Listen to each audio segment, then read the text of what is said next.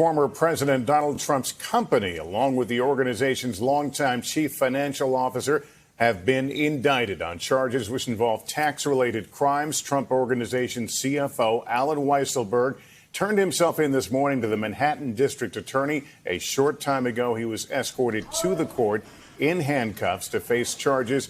That indictment has been unsealed. We now know what is in the charges: grand larceny in the second degree and scheme to defraud in the first degree. And the assistant district attorney told the court Weisselberg avoided taxes of $1.7 million, calling it a sweeping and audacious illegal payment scheme orchestrated by, quote, senior executives. Weisselberg has pled not guilty and has just left the court. There's a lot more to those charges. I want to go to NBC Justice correspondent Pete Williams, who's been pouring through the 25 pages. Tell us essentially what these accusations are. Well, the grand larceny statute in New York is often used in these tax evasion cases, and that's basically what this is, Lester. They say that he had an apartment that the Trump Organization paid for him on Riverside Drive in New York, paid his monthly garage expenses, his utilities, and his rent, that it also paid tuition expenses for members of his family, payment on a Mercedes-Benz for him and his wife, and also received unreported cash.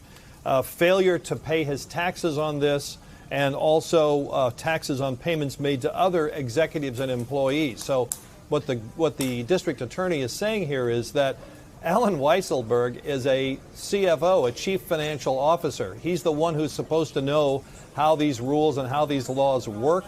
He's the one who monitored all the dollars that came in and out, and surely he should have known that you have to pay taxes on these kinds of fringe benefits.